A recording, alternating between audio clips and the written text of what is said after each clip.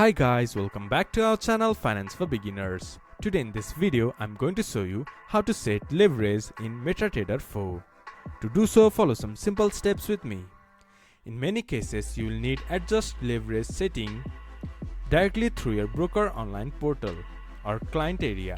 This is because leverage limits are often set by broker and not directly within MetaTrader 4 platform itself.